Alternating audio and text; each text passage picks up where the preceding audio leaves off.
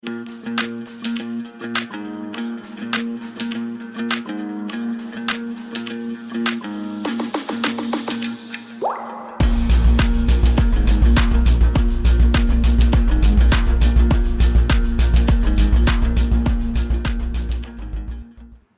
all, welcome back. നമ്മൾ ഇന്നിവിടെ deal ചെയ്യാൻ പോകുന്നത് MG യൂണിവേഴ്സിറ്റിയുടെ സെക്കൻഡ് സെമസ്റ്റർ M.Sc കെമിസ്ട്രിയിലെ കമ്പ്യൂട്ടേഷണൽ കെമിസ്ട്രി എന്ന് പറഞ്ഞ പേപ്പറിലെ യൂണിറ്റ് 4 ആണ് നമ്മൾ ഡീൽ ചെയ്യുന്നത്. That is computational quantum chemistry. Computational quantum കെമിസ്ട്രിയിലെ യൂണിറ്റ് 4 ഒരു വലിയ ടോപ്പിക്കാണ്. അതിനകത്ത് തന്നെ യൂണിറ്റ് 18 മണിക്കൂറിന്റെ പോർഷനാണ്. അതിൽ തന്നെ യൂണിറ്റ് 4.1 ആണ് നമ്മളിവിടെ സ്പെസിഫിക്കലി ഡീൽ ചെയ്യുന്നത്. യൂണിറ്റ് 4.1-ൽ introduction and scopes of computational chemistry, പിന്നെ കുറച്ച് ടേംസ് ആൻഡ് അതർ ഡെഫിനിഷൻസ് വരുന്നുണ്ട്. അതിനകത്ത് ഇൻട്രൊഡക്ഷൻ ടു കമ്പ്യൂട്ടേഷണൽ കെമിസ്ട്രിയെ പറ്റി ഞാനൊരു ഓൾറെഡി ഒരു വീഡിയോ അപ്ലോഡ് ചെയ്തിരുന്നു. നമ്മൾ ഇന്ന് ഇവിടെ ഡീൽ ചെയ്യാൻ പോകുന്നത് യൂണിറ്റ് 4.1-ൽ ഇൻട്രൊഡക്ഷൻ അല്ലാതെ ബാക്കിയുള്ള ടോപ്പിക്സിനെ പറ്റിയാണ് നമ്മൾ ഡീൽ ചെയ്യാൻ പോകുന്നത്. Okay, let's start with computational chemistry semester 2 M.Sc chemistry MG university Kottayam. അപ്പോൾ ഞാൻ നേരത്തെ പറഞ്ഞതുപോലെ നമ്മൾ യൂണിറ്റ് 4.1-ലെ ഇൻട്രൊഡക്ഷൻ കഴിഞ്ഞു വരുന്ന പോർഷൻസ് ആണ് നമ്മൾ ഡീൽ ചെയ്യുന്നത്. ഇൻട്രൊഡക്ഷൻ കഴിഞ്ഞു വരുന്ന പോർഷൻസ് ഏതൊക്കെയാണ് നമുക്ക് നോക്കാം. That is conformational search and geometry optimisation, potential energy surface, global minimum and local minima and saddle point. ഈ ടോപ്പിക്കുകളെ പറ്റിയാണ് നമ്മൾ ഇന്ന് ഈ ക്ലാസ്സിൽ ഡീൽ ചെയ്യാൻ പോകുന്നത്. അപ്പോൾ നമ്മൾ ഇതിനകത്ത് നിങ്ങളുടെ സിലബസ് നോക്കുകയാണെങ്കിൽ നിങ്ങൾക്ക് കാണുന്ന ഓർഡറിൽ ചെറിയ വ്യത്യാസം ഉണ്ടാവും. പൊട്ടൻഷ്യൽ എനർജി സർഫസ് ആദ്യം കാണാം, ദെൻ കൺഫർമേഷണൽ സെർച്ച് എന്ന് കാണാം, അങ്ങനെയാണ് കാണുന്നത്. എനിവേ നമ്മളിവിടെ എല്ലാ പോർഷൻസും ഡീൽ ചെയ്യുന്നുണ്ട്, നമ്മളെല്ലാം തന്നെ എടുത്തുകൊണ്ടാണ് പോകുന്നത്.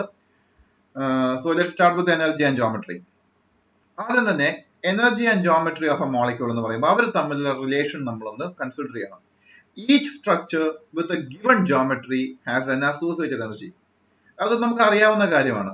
ഓരോ മോളിക്യൂളിലും അതിന്റെ സ്ട്രക്ചർ അനുസരിച്ച്, അതിന്റെ ജോമെട്രി അനുസരിച്ച് ഒരു ഡെഫിനിറ്റ് എമൗണ്ട് ഓഫ് എനർജി ഉണ്ടാവും. നമ്മൾ തന്നെ പഠിച്ചിട്ടുള്ളതാണ്. ഐസോമേഴ്സിന്റെ കേസിൽ എനർജി ഡിഫറൻസ് നമ്മൾ പഠിച്ചിട്ടുള്ളതാണ്. സിസ് ആൻഡ് ട്രാൻസ് ഐസോമേഴ്സിന്റെ കേസിൽ അവരുടെ പ്രോപ്പർട്ടീസിലെ ഡിഫറൻസ് നമ്മൾ പഠിച്ചിട്ടുള്ളതാണ്. Then this energy changes with geometry. ഞാൻ നേരത്തെ പറഞ്ഞ പോലെ തന്നെ എനർജി ജോമെട്രിയെ ഡയറക്ട്ലി ഡിപ്പെൻഡ് ചെയ്യുന്നുണ്ട്.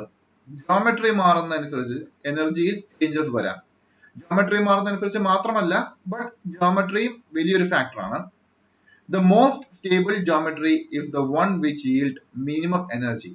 നമ്മൾ പണ്ട് തൊട്ടേ ചെറിയ ക്ലാസ്സുകൾ തൊട്ടേ പഠിക്കുന്ന ഒരു കാര്യമാണ്. The most stable geometry is the one which yield minimum energy. നമുക്ക് അതിനെപ്പറ്റി ഒരു ചെറിയൊരു എക്സാമ്പിൾ നമുക്ക് നോക്കാം.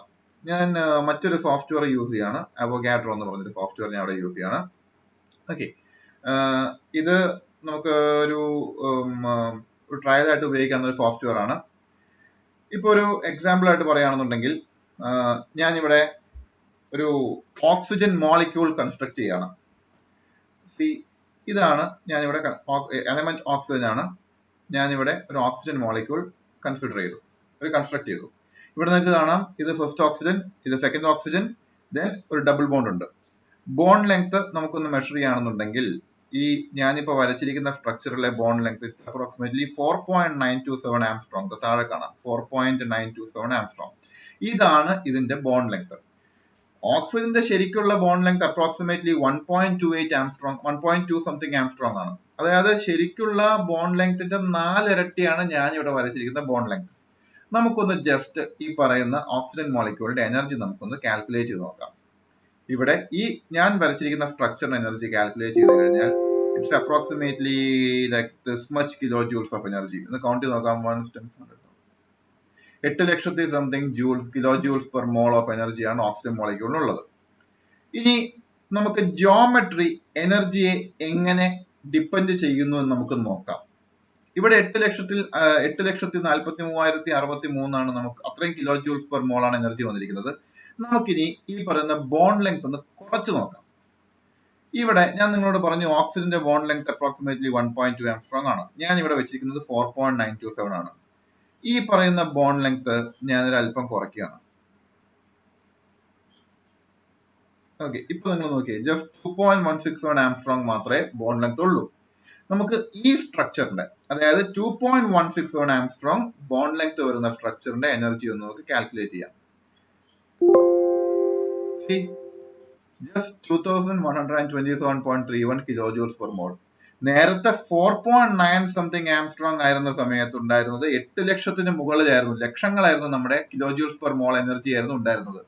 ആ സ്ഥാനത്ത് ഇപ്പോൾ ബോണ്ട് ലെങ്ത് 2.167 ആംസ്ട്രോങ് ആയപ്പോഴേക്കും എനർജി 2127.31 കിലോജൂൾസ് പെർ മോൾ എന്ന് വരെ താഴ്ന്നു വന്നു. ദാറ്റ് മീൻസ് ജോമെട്രി അല്ലെങ്കിൽ നമ്മുടെ ബോണ്ട് ലെങ്ത്, ഇപ്പൊ ഞാൻ ഡയാറ്റമിക് മോളിക്യൂൾ സിമ്പിൾ എക്സാമ്പിൾ കാണിക്കാനുള്ള ഒരു കാരണം, ഡയാറ്റമിക് മോളിക്യൂളിന്റെ കേസിൽ നമുക്ക് ബോണ്ട് ആംഗിളോ അങ്ങനത്തെ വേറെ ടോർഷനോ ഒന്നും വരുന്നില്ല. ജസ്റ്റ് നമുക്ക് ഈ പറഞ്ഞ ബോണ്ട് ലെങ്ത് മാത്രം കൺസിഡർ ചെയ്താൽ മതി. ബോണ്ട് ലെങ്ത് എന്ന് പറയുന്ന ഒരു ജോമെട്രിക് പാരാമീറ്റർ വേരി ചെയ്തപ്പോ ഏതാണ്ട് നേരത്തെ 4.9 വെച്ചു, ഇപ്പൊ നമ്മൾ 2.1 ആക്കിയപ്പോഴേക്കും bond length total energy 8 lakh സംതിങ്ങിൽ നിന്ന് 2100 റേഞ്ചിലേക്ക് താന്നു വന്നു. അത് തന്നെയാണ് നമ്മൾ ഇവിടെ കൺസിഡർ ചെയ്യുന്ന കാര്യം. അതായത് ഞാനിപ്പോ പറഞ്ഞതുപോലെ energy changes with geometry, then this energy changes with geometry and the most stable geometry is the one which yields the minimum energy. അപ്പൊ ഞാൻ നേരത്തെ വരച്ചിരുന്ന ആ സ്ട്രക്ചറിൽ, ഞാൻ നിങ്ങൾക്ക് കാണിച്ചിരുന്ന ആ സ്ട്രക്ചറിൽ ഞാൻ നിങ്ങൾക്ക് 2 ബോണ്ട് ലെങ്ത് വെച്ചേ കാണിച്ചുള്ളൂ. ആ 2 ബോണ്ട് ലെങ്ത്തുകളിൽ ബോണ്ട് ലെങ്ത് 4.9 ആംസ്ട്രോങ് ആയിരുന്നപ്പോഴേക്കും എനർജി എനോമസ് ആയിരുന്നു. ബോണ്ട് ലെങ്ത് ഒരു 2.1 ആയപ്പോഴേക്കും എനർജി ഒന്ന് കുറഞ്ഞു. ബട്ട് സ്റ്റിൽ ആ 2.1 എന്നുള്ളത് അതിന്റെ ഒരു ഇക്വിലിബ്രിയം ജോമെട്രി ആണെന്ന് എനിക്ക് ഒരിക്കലും പറയാൻ പറ്റില്ല, ഒരു സ്റ്റേബിൾ ജോമെട്രി എന്ന് പറയാൻ പറ്റില്ല. കാരണം ഞാൻ ഇനിയും അതിന്റെ എനർജി കുറച്ച് കഴിഞ്ഞാൽ, അതിന്റെ ബോണ്ട് ലെങ്ത് ഇനിയും ഞാൻ കുറച്ച് കഴിഞ്ഞാൽ മേ ബി എനർജി ഡിക്രീസ് ചെയ്യാം. So the most stable geometry is the one which yield minimum energy. നമുക്ക് വേണ്ടത് ഏറ്റവും മിനിമം എനർജി തരുന്ന ജോമെട്രി ഏതാണെന്നുള്ളതാണ് നമുക്ക് അറിയേണ്ടത്. അതിലേക്ക് നമ്മൾ പോകുമ്പോൾ നമുക്ക് പഠിക്കാനുള്ള ടേമാണ് geometry optimization. Geometry optimization, optimization എന്ന് വെച്ചാൽ നിങ്ങൾക്ക് അറിയായിരിക്കും. What you mean by optimize? Perfect ആക്കുക അല്ലെങ്കിൽ മോസ്റ്റ് സ്യൂട്ടബിൾ എന്നുള്ള മീനിങ് നമ്മൾ ഉപയോഗിക്കാം. Geometry optimization means most acceptable or most stable geometry കണ്ടുപിടിക്കുക എന്നുള്ള പ്രൊസീജിയർ ആണ്. അതിന്റെ ഡെഫിനേഷൻ ആണത്. Its objective is to find an atomic arrangement which makes the molecule most stable, that is lowest energy. ഇപ്പൊ ഞാൻ ഇവിടെ ചെയ്ത പ്രൊസീജിയറിൽ, ഞാൻ നേരത്തെ നിങ്ങൾക്ക് കാണിച്ച അവോഗാഡ്രോയിൽ ഞാൻ കാണിച്ച ഓക്സിജൻ മോളിക്യൂളിൽ ഞാൻ അവിടെ ജോമെട്രി ഒപ്റ്റിമൈസേഷൻ ആയിട്ട് ചെയ്തത് ബോണ്ട് ലെങ്ത് ഓൾട്ടർ ചെയ്യുക എന്നുള്ളതാണ്. ബോണ്ട് ലെങ്ത് ഞാൻ കുറച്ചു. ബോണ്ട് ലെങ്ത് ഞാൻ കുറച്ച സമയത്ത് എന്ത് സംഭവിച്ചു? അവിടെ എനർജി ഓൾട്ടർ ചെയ്തു. ഞാൻ ബോണ്ട് ലെങ്ത് കുറച്ചപ്പോൾ അവിടെ എനർജി കുറയാണ് ചെയ്തത്. ദാറ്റ് മീൻസ് അവിടെ സംഭവിച്ചത് ഈ ജോമെട്രി ഒപ്റ്റിമൈസേഷന്റെ ഒരു സ്റ്റെപ്പാണ്. ബട്ട് ഇതുകൊണ്ടൊന്നും കംപ്ലീറ്റ് ആവുന്നില്ല, കാരണം എനിക്ക് മിനിമം എനർജിക്ക് അച്ചീവ് ചെയ്യാൻ പറ്റിയിട്ടില്ല. ഇവിടെ ജോമെട്രി ഒപ്റ്റിമൈസേഷനിൽ നമ്മൾ here we check for the lowest possible energy of A molecule. ഒരു മോളിക്യൂളിന്റെ ലീസ്റ്റ് പോസിബിൾ എനർജിയാണ് നമ്മൾ ചെക്ക് ചെയ്യുന്നത്. നിങ്ങൾ ഈ ക്വാണ്ടം മെക്കാനിക്സിലെ ഹാർട്രി ഫോർ കാൽക്കുലേഷൻസ് ഒക്കെ പഠിച്ചു കാണും. അതിനകത്ത് പഠിക്കുന്ന സമയത്ത് നമുക്കൊരു ലീസ്റ്റ് പോസിബിൾ വാല്യൂയിലേക്ക് നമുക്ക് എത്താൻ പറ്റുള്ളൂ. That value may be greater than the true value. കാരണം ഒരിക്കലും നമുക്ക് 100% ആക്യുറസി കിട്ടില്ല എന്നുള്ള അസംഷനിൽ നമുക്ക് ലീസ്റ്റ് വാല്യൂ കണ്ടുപിടിക്കാം. അത് ട്രൂ വാല്യൂവിനേക്കാളും കൂടുതലായിരിക്കും. പക്ഷെ എന്നിരുന്നാലും നമുക്ക് കണ്ടുപിടിക്കാവുന്നതിൽ ഏറ്റവും ലീസ്റ്റ് വാല്യൂ ആണ് നമ്മുടെ മോളിക്യൂളിന്റെ സ്റ്റേബിൾ എനർജി വാല്യൂ ആയിട്ട് നമ്മൾ പറയുന്നത്. And this is achieved by creating a potential energy surface or PES. ആ PES ലേക്ക് ഞാൻ പുറകെ വരാം. ആദ്യം നമുക്ക് ഈ ജോമെട്രി ഒപ്റ്റിമൈസേഷൻ എങ്ങനെയാണെന്ന് നമുക്കൊന്ന് വിഷ്വലൈസ് ചെയ്ത് നോക്കാം. ഈ അവോഗാഡ്രോ സോഫ്റ്റ്വെയറിൽ തന്നെ ഞാനിപ്പോ ഇവിടെ ഡിസ്റ്റൻസ് 2.167 ഇട്ട സമയത്തുള്ള എനർജി നമ്മൾ കണ്ടു, 2127 ആയിരുന്നു. ഓക്കെ, 2127 ആയിരുന്നു. ഇനി നമുക്കൊരു ട്രയൽ ആയിട്ട് നോക്കുവാണെങ്കിൽ ബോണ്ട് ലെങ്ത് കൂട്ടി നോക്കാം. ഓക്കെ, ഇപ്പൊ 7.02 ആംസ്ട്രോങ് ആയി. ഇനി നമുക്കൊന്ന് എനർജി ഇവിടെ കാൽക്കുലേറ്റ് ചെയ്യാം. Calculate energy. The energy is 5.64524 E. That means exponential, out of range ആണ് നമുക്ക് വന്നിരിക്കുന്നത്. അതായത് എനർജി വല്ലാതെ കൂടി. അതായത് നമ്മളെ സംബന്ധിച്ചിടത്തോളം ഇതൊക്കെ അപ്രോക്സിമേറ്റ് എനർജിയാണ്. എന്നിരുന്നാലും നമ്മളെ സംബന്ധിച്ചിടത്തോളം ബോണ്ട് ലെങ്ത് ഞാൻ 7.02 ആയപ്പോഴേക്കൊക്കെ അത് നമുക്ക് കണക്ക് കൂട്ടാവുന്നതിന് അപ്പുറത്തേക്ക് പോയ എനർജി. 4 ആയ സമയത്ത് ലക്ഷങ്ങളുടെ റേഞ്ചിലായിരുന്നു. 2 ആയ സമയത്ത് എനർജി എന്ന് പറഞ്ഞാൽ താരതമ്യേന ഒരു 2127 ആ റേഞ്ചിലേക്ക് എത്തി. നമുക്ക് ഇനി ഇവിടെ ജോമെട്രി ഒപ്റ്റിമൈസേഷൻ എന്ന് പറഞ്ഞ പ്രൊസീജിയർ നോക്കാം. ഇവിടെ ഈ ഇ എന്ന് പറയുന്ന സ്വിച്ച്, ഇ എന്ന് പറഞ്ഞ option, this is auto optimisation tool. ഇത് നമ്മൾ ക്ലിക്ക് ചെയ്യുന്നു. ഇവിടെ ഫോഴ്സ് ഫീൽഡ് നമുക്ക് സെറ്റ് ചെയ്യണം, അത് ഞാൻ പിന്നീട് പറയാം. ബാക്കിയുള്ള മെത്തേഡ്സ് നിങ്ങളോട് നോക്കേണ്ട കാര്യമില്ല. നമ്മൾ ജസ്റ്റ് ഒപ്റ്റിമൈസേഷൻ നോക്കുക. അപ്പൊ നിങ്ങൾ ശ്രദ്ധിക്കേണ്ട കാര്യം, നമ്മൾ ബോണ്ട് ഡിസ്റ്റൻസ് നേരത്തെ നമ്മൾ കൺസിഡർ ചെയ്തപ്പോൾ അത് 2 something വരെ നമ്മൾ കുറച്ചിട്ടുള്ളൂ. നമുക്ക് അന്നേരം കിട്ടിയിരുന്ന എനർജി എന്ന് വെച്ച് കഴിഞ്ഞാൽ 2127 ജൂളാണ് നമുക്ക്, കിലോ ജൂൾസ് പെർ മോൾ ആണ് നമുക്ക് കിട്ടിയ മിനിമം എനർജി ഇതുവരെ നമ്മൾ ചെയ്ത് നോക്കിയപ്പോൾ. നമുക്കിനി ഓട്ടോ ഒപ്റ്റിമൈസേഷൻ കമ്പ്യൂട്ടറിനെ ഏൽപ്പിക്കാം. ബിക്കോസ് കമ്പ്യൂട്ടേഷണൽ കെമിസ്ട്രി മീൻസ് നമുക്ക് വേണ്ടി വർക്ക് ചെയ്യുന്നത് കമ്പ്യൂട്ടറാണ്. Just start. ഇത് ഈ പറയുന്ന DE വാല്യൂ 0 ആവുന്ന സമയത്താണ് ഇത് കംപ്ലീറ്റ് ആവുന്നത്. ബട്ട് അത് കംപ്ലീറ്റ് ആവാൻ ടൈം എടുക്കും. നമുക്ക് തൽക്കാലത്തേക്ക് ഇപ്പോൾ ഒരു അപ്രോക്സിമേറ്റ്ലി സൊല്യൂഷൻ ആയി കാണും. ഞാനിവിടെ സ്റ്റോപ്പ് കൊടുക്കുകയാണ്. ഇവിടെ നോക്കി, ഇപ്പൊ ഇവിടെ ഡിസ്റ്റൻസ് എന്ന് പറയുന്നത് 1.151 ആംസ്ട്രോങ് മാത്രമേ കാണിക്കുന്നുള്ളൂ.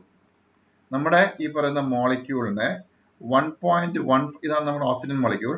ഇതിന്റെ ഈ പറയുന്ന ഓക്സിജൻ മോളിക്യൂളിന്റെ ബോണ്ട് ലെങ്ത് ആയിട്ട് 1.151 ആംസ്ട്രോങ് മാത്രമേ ഇവിടെ കാണിക്കുന്നുള്ളൂ. അത് ഞാനിവിടെ സെലക്ട് ചെയ്ത സ്ഥലത്തിനൊക്കെ ചെറിയ വ്യത്യാസം ഉണ്ടാവും. എനിവേ 1.151 ആംസ്ട്രോങ് ആണ് ഇക്വിലിബ്രിയം ബോണ്ട് ലെങ്ത് ആയിട്ട് കാണിക്കുന്നത്. ഈ 1.151 എന്ന സിസ്റ്റം കാൽക്കുലേറ്റ് ചെയ്തിരുന്ന ആ ഒരു ബോണ്ട് ലെങ്തിന് പകരമാണ് നേരത്തെ നമ്മൾ 4.9ഉം 7ഉം ഒക്കെ കൊടുത്തിരുന്നത്. അന്നേരം നമുക്ക് കിട്ടിയത് വളരെ വലിയ എനർജി ആയിരുന്നു. ഇനി നമുക്ക് ഇവിടുത്തെ എനർജി ഒന്ന് കാൽക്കുലേറ്റ് ചെയ്ത് നോക്കാം. Calculate energy. 57.2 kilo joules per mole. ഇനി നിങ്ങൾ ജസ്റ്റ് ഒന്ന് റിവൈൻഡ് ചെയ്ത് നോക്കി. നമ്മളിവിടെ 4 ജോമെട്രി പ്രസന്റ് ചെയ്തു. ഞാനിവിടെ ഈ 4 ജോമെട്രികളുടെയും എനർജിയെ പറ്റി, ബോണ്ട് ഡിസ്റ്റൻസ് 1.151 ആംസ്ട്രോങ് ആയപ്പോൾ എനർജി 57.2095.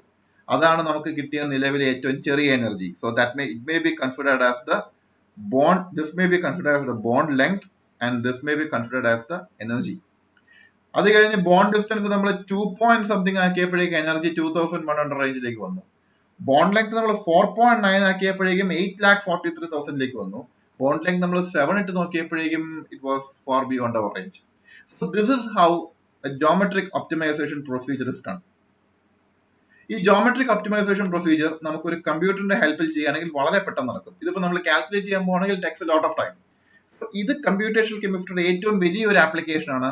ഇറ്റ് സേവ്സ് ടൈം, അതേപോലെ നമ്മുടെ എനർജി, ഇറ്റ് സേവ്സ് എവറിത്തിങ്. നമുക്ക് വർക്ക് വളരെ താരതമ്യേന എളുപ്പത്തിൽ നമുക്ക് ചെയ്യാൻ സാധിക്കും. അപ്പോൾ നമുക്ക് ഒന്നുകൂടി ഈ പറയുന്ന സ്ലൈഡിന്റെ കാര്യത്തിലേക്ക് ഞാൻ പറയാം.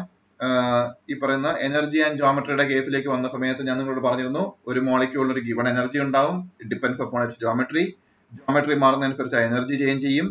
അതേപോലെ ജോമെട്രി ഒപ്റ്റിമൈസേഷൻ എന്ന് വെച്ച് കഴിഞ്ഞാൽ it's objective is to find an atomic arrangement that is geometry which makes the molecule more stable, that is lowest energy. നമ്മൾ നേരത്തെ അവോഗാഡ്രോയിൽ ഞാൻ കാണിച്ചതുപോലെ here we check for the lowest possible energy of the molecule. ഇവിടെ ഇപ്പൊ നമ്മൾ check ചെയ്തെന്ന് വെച്ചാൽ നമ്മൾ ജസ്റ്റ് കമ്പ്യൂട്ടർ ചെക്ക് ചെയ്യാൻ ഏൽപ്പിച്ചേ ഉള്ളൂ.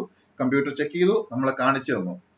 സോ അതാണ് ഞാൻ നിങ്ങൾക്ക് ജസ്റ്റ് ജോമെട്രി ഒപ്റ്റിമൈസേഷൻ അല്ലെങ്കിൽ ജോമെട്രി ഒപ്റ്റിമൈസേഷൻ എന്ന് പറഞ്ഞ ഒരു പ്രോസസ് ഒന്ന് കാണിച്ചു തന്നു മാത്രമേ ഉള്ളൂ. Then and this is achieved by creating a potential energy surface. ഇനി ഇതിനകത്ത് നമുക്ക് പഠിക്കാനുള്ളത് പൊട്ടൻഷ്യൽ എനർജി സർഫസ് എന്ന് പറഞ്ഞ ടേം ആണ്. അതൊരു കുറച്ചൊരു ഡീപ്പ് ആയിട്ടുള്ള ടേം ആണ്. നമുക്ക് അതിലേക്ക് പോകാം. പൊട്ടൻഷ്യൽ എനർജി സർഫസ് ഒന്ന് നോക്കുക.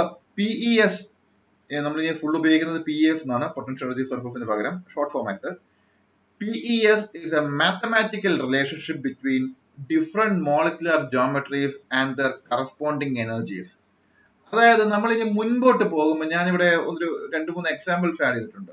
അതായത് മോളിക്യൂളിന്റെ സിമെട്രി മാറുന്നതനുസരിച്ച്, മോളിക്യൂൾസിലെ ആറ്റംസിന്റെ എണ്ണം കൂടുന്നതനുസരിച്ച് നമുക്കൊരു ഗ്രാഫ് വരച്ച് അല്ലെങ്കിൽ നമുക്ക് ഡയറക്റ്റ് ആയിട്ട് ഇപ്പൊ നേരത്തെ ഓക്സിജൻ മോളിക്യൂളിനെ കണ്ടതുപോലെ എളുപ്പത്തിൽ കണ്ടെത്താനുള്ള ചാൻസ് ഒക്കെ നമുക്ക് കുറഞ്ഞു വരും. അപ്പൊ അങ്ങനെ വരുമ്പോൾ നമ്മൾ ക്വാണ്ടം മെക്കാനിക്സിൽ പഠിക്കുന്നത് പോലെ നമ്മളൊരു മാത്തമാറ്റിക്കൽ റിലേഷൻഷിപ്പ് കൺസ്ട്രക്ട് ചെയ്യണം. അല്ലെങ്കിൽ PES or potential energy surface is a mathematical relationship between different molecular geometries and their corresponding energies. അപ്പൊ ആ ഒരു ഡെഫിനേഷൻ നമ്മൾ ഓർത്തു വെക്കണം. എന്താണ് PES എന്ന ഡെഫിനേഷൻ നമ്മൾ ഓർത്തു വെക്കണം. The values are displayed on a 3D graph where 3 dimensions represent bond angle, bond length, Hartree-Fock energy. ഇവിടെ നമ്മൾ സാധാരണഗതിയിൽ 3 ഡയമെൻഷൻസ് എന്ന് പറയുമ്പോൾ നമ്മുടെ മനസ്സിലേക്ക് വരുന്നത് 3 കാർട്ടീഷ്യൻ കോർഡിനേറ്റ്സ് ആയിരിക്കും, X, Y and Z. പക്ഷെ ഇവിടെ it represents bond angle, bond length and Hartree-Fock energy. അത് എന്തുകൊണ്ടാണെന്ന് നമുക്ക് ജസ്റ്റ് നോക്കാം. അത് എന്തുകൊണ്ടാണ് ഞങ്ങളുടെ ബോണ്ട് ഈ പൊട്ടൻഷ്യൽ എനർജി സർഫസിൽ നമ്മൾ ബോണ്ട് ആംഗിളിനെയും ബോണ്ട് ലെങ്തിനെയും എനർജിയും ഡയമെൻഷൻസ് ആക്കി എടുക്കുന്നുള്ള കാര്യം ജസ്റ്റ് ഒരു ചെറിയൊരു എക്സാമ്പിൾ ആയിട്ട് ഇപ്പൊ ഞാൻ അവോഗാഡ്രോയിൽ ഒന്ന് കാണിച്ചു തരാം. അത് കഴിഞ്ഞിട്ട് നമുക്ക് വലിയ മോളിക്യൂൾസ് പഠിക്കുമ്പോൾ അത് നമുക്ക് മനസ്സിലാകും. അവോഗാഡ്രോ ഇതാണ് നമ്മുടെ ഓക്സിജൻ മോളിക്യൂൾ. നമ്മൾ ഇവിടെ പറഞ്ഞതുപോലെ bond angle, bond length and heart rate folk ആണ് നമ്മൾ യൂസ് ചെയ്യുന്നത്. അപ്പോ ഇവിടെ ഈ ഓക്സിജൻ മോളിക്യൂളിന്റെ ഇപ്പോഴത്തെ എനർജി നമ്മൾ നോക്കാം. ഇപ്പോഴത്തെ എനർജി നമ്മൾ ഇപ്പൊ കണ്ടുവച്ചതാണ്, നമ്മൾ ജസ്റ്റ് ഒപ്റ്റിമൈസ് ചെയ്തേ ഉള്ളൂ. ഒന്നുകൂടി നോക്കാം. ഇത് 57.2 kilojoules per mole. ഇനി ഞാൻ നേരത്തെ പറഞ്ഞത് X axis, Y axis, Z axis എന്നുള്ള കൺസിഡർ ചെയ്യാം. ഇപ്പോ ഇവിടെ നിങ്ങൾക്ക് താഴേക്ക് നോക്കിക്കഴിഞ്ഞാൽ ആക്സിസ് കാണാം. ഇവിടെ ഒരു ആക്സിസ് മുകളിലേക്ക് കാണുന്നുണ്ട്, അത് സെഡ് ആക്സിസ് ആണെന്ന് കൺസിഡർ ചെയ്തോ. നിങ്ങൾ നേരെ കാണുന്നത് വൈ ആക്സിസ് ആയിക്കോട്ടെ, അങ്ങോട്ട് പോകുന്ന എക്സ് ആക്സിസ് ആയിക്കോട്ടെ, എനിവേ എന്തായിക്കോട്ടെ, എന്തായാലും മുകളിലേക്ക് പോകുന്നത് സെഡ് ആക്സിസ് ആണെന്ന് മാത്രം കൺസിഡർ ചെയ്യാം. ഞാൻ നമ്മുടെ ഈ എൻറ്റയർ മോളിക്യൂളിനെ ഇവിടെ നിന്നെടുത്ത് ഈ മോളിക്യൂളിനെ നമ്മൾ നേരെ ഇവിടെ നിന്നെടുത്ത് മുകളിലേക്ക് കൊണ്ടുവച്ചു. അല്ലെങ്കിൽ ഞാൻ ഈ മോളിക്യൂളിനെ താഴേക്ക് കൊണ്ടുവച്ചു. നേരത്തെ മോളിക്യൂൾ ഇരുന്ന് ഇവിടെയാണല്ലോ, ഇപ്പൊ മോളിക്യൂൾ ഇരിക്കുന്നത് ഇവിടെയാണ്. ദാറ്റ് മീൻസ് മോളിക്യൂളിന്റെ ഇപ്പൊ കാർട്ടീഷ്യൻ കോർഡിനേറ്റ്സ് നിങ്ങൾ എടുക്കുന്ന സമയത്ത് ഇവിടെ നമുക്ക് സെഡിന്റെ value x equal to 1, y equal to 1, z equal to 1 ആണെങ്കിൽ നമ്മൾ ഇങ്ങോട്ട് മാറിക്കഴിയുമ്പോൾ എക്സിന് വേറെ വാല്യൂ, വൈക്ക് വേറെ വാല്യൂ, സെഡിന് വേറെ വാല്യൂ ആയിരിക്കും. ഫോർ എക്സാമ്പിൾ ഇവിടെ Cartesian coordinates x1, y1, z1 ആണെങ്കിൽ ഇവിടേക്ക് വരുമ്പോൾ x2, y2, z2, ഇവിടെ x3, y3, z3. പക്ഷെ നിങ്ങളൊന്ന് നോക്കിക്കേ, നമുക്ക് എനർജി ഒന്ന് നോക്കാം. Energy is always the same. കാരണം നമ്മുടെ മോളിക്യൂളിൽ നമ്മൾ ഇവിടെ എടുത്തു വെച്ചാലും ഇവിടെ എടുത്തു വെച്ചാലും ഇവിടെ എടുത്തു വെച്ചാലും അതിന്റെ എനർജിയിൽ യാതൊരു മാറ്റവും വരുന്നില്ല. Energy is the same unless അവിടെ വേറെ എന്തെങ്കിലും എക്സ്റ്റേണൽ ഫീൽഡ് ഇല്ലെങ്കിൽ. ഇതിപ്പോ അതൊന്നും ഇല്ലാത്തതുകൊണ്ട് നമുക്ക് ഈ പറഞ്ഞ മോളിക്യൂളിനെ എവിടെ വെച്ചാലും അതിന് എനർജി സെയിം ആണ്. ആ സ്ഥാനത്ത് നമുക്ക് ചെറിയൊരു ചേഞ്ച് വരുത്തി നോക്കാം. ഞാൻ ഇതിന്റെ ബോണ്ട് ലെങ്ത് ഞാൻ ഇവിടെ പറഞ്ഞിരുന്നു, ബോണ്ട് ആംഗിൾ, ബോണ്ട് ലെങ്ത്, അതേപോലെ ഹാർട്ട് റേറ്റ് ഫോക്ക് എനർജിയാണ് നമ്മൾ 3 ഡയമെൻഷൻസ് ആയിട്ട് റെപ്രസെന്റ് ചെയ്യുന്നതെന്ന് പറഞ്ഞു. ഈ പൊട്ടൻഷ്യൽ എനർജി സർഫസിലെ 3 ഡയമെൻഷൻ, പൊട്ടൻഷ്യൽ എനർജി സർഫസിനെ നമ്മൾ ഡിസ്പ്ലേ ചെയ്യുന്നത് 3D ഗ്രാഫ് ആയിട്ടാണ്. ആ 3D ഗ്രാഫിലെ 3 ഡയമെൻഷൻസിൽ ഒന്ന് ബോണ്ട് ആംഗിൾ, രണ്ടാമത്തെ ബോണ്ട് ലെങ്ത്, മൂന്നാമത്തെ എനർജിയാണ്. എന്തുകൊണ്ടാണ് ബോണ്ട് ആംഗിളിനെ നമ്മൾ അവിടെ ഡിപ്പെൻഡ് ചെയ്യുന്നത് നമുക്ക് നോക്കാം. ഇവിടെ ബോണ്ട് ആംഗിൾ ഞാനൊന്ന് കൂട്ടി, ഇപ്പൊ 2.624 ആയി. നമ്മൾ വീണ്ടും നിങ്ങൾക്കറിയാം, നമ്മൾ നേരത്തെ എനർജി നോക്കിയാണ്, എനർജി നോക്കിയപ്പോൾ 11,629.7 kilojoules per mole. ഒന്ന് നോക്കിക്കേ, നേരത്തെ നമ്മൾ ഈ പറയുന്ന മോളിക്യൂളിനെ നമ്മളെടുത്ത് ഇവിടെ കൊണ്ടുവച്ചു, നമ്മൾ ഈ മോളിക്യൂളിനെ നേരെ അവിടെ നിർത്തി ഇവിടുന്ന് എടുത്ത് ഇവിടെ കൊണ്ടുവച്ചു, ഇവിടെ കൊണ്ടുവച്ചു, അവിടെ കൊണ്ടുവച്ചു, എല്ലായിടത്തും മാറ്റി വെച്ചു. മോളിക്യൂളിന്റെ എനർജി ഒട്ടും ചേഞ്ച് ചെയ്തില്ല. ഇപ്പോഴും ഞാൻ ആദ്യം മോളിക്യൂളിനെ ഇവിടെ വെച്ച് നോക്കി, അത് കഴിഞ്ഞിട്ട് ഇവിടെ വെച്ച് നോക്കുന്നു, ഇവിടെ വെച്ച് നോക്കുന്ന സമയത്തും എനിക്ക് വരുന്ന energy it is the same 11,629. അതായത് നമ്മുടെ മോളിക്യൂളിനെ നമ്മൾ ഈ പറഞ്ഞ കാർട്ടീഷ്യൻ കോർഡിനേറ്റിൽ എക്സ്, വൈ, സെഡ് ആക്സിസിൽ അങ്ങോട്ടും ഇങ്ങോട്ടും എത്ര മൂവ് ചെയ്താലും മോളിക്യൂൾ എനർജി ചേഞ്ച് ചെയ്യുന്നില്ല. ആ സ്ഥാനത്ത് ബോണ്ട് ലെങ്ത് ഒരു അനക്കം മാറ്റിയപ്പോഴേക്കും എനർജി ചേഞ്ച് ചെയ്യും. സോ ഇതുകൊണ്ടാണ് നമ്മൾ ഇവിടെ ഈ ബോണ്ട് ലെങ്ത്, അതേപോലെ ബോണ്ട് ആംഗിൾ, അതേപോലെ തന്നെ നമ്മുടെ എനർജി, ഈ പറയുന്ന 3 കാര്യങ്ങളെ നമ്മൾ കൺസിഡർ ചെയ്യുന്നത്. ഇപ്പൊ ഞാൻ നിങ്ങൾ നേരത്തെ കാണിച്ചതുപോലെ ഓക്സിജൻ മോളിക്യൂൾ ഡയാറ്റമിക് മോളിക്യൂൾ ആയതുകൊണ്ട് അതിന്റെ ബോണ്ട് ലെങ്ത് മാത്രമേ നമുക്ക് വേരി ചെയ്യേണ്ട കാര്യമുള്ളൂ. ബോണ്ട് ലെങ്ത് മാറുന്ന സമയത്ത് the potential energy of the system changes. Bond angle ഉള്ള വാട്ടർ മോളിക്യൂൾ കൺസിഡർ ചെയ്യുക. വാട്ടർ മോളിക്യൂളിന്റെ ബോണ്ട് ആംഗിൾ നമ്മൾ ചേഞ്ച് ചെയ്ത് കഴിഞ്ഞാൽ potential energy of the system changes. അതുകൊണ്ട് തന്നെ ഈ പറയുന്ന ബോണ്ട് ആംഗിളും ബോണ്ട് ലെങ്തും മാറുന്ന സമയത്ത് എനർജിക്ക് ചേഞ്ച് വരുന്നതുകൊണ്ടാണ് നമ്മൾ എന്ത് ചെയ്യുന്നത്, ഈ പറയുന്ന 3D ഗ്രാഫിലെ 2 കോർഡിനേറ്റ്സ് ആയിട്ട് ബോണ്ട് ആംഗിളിലെയും ബോണ്ട് ലെങ്തിനെ ഇട്ടിരിക്കുന്നത്.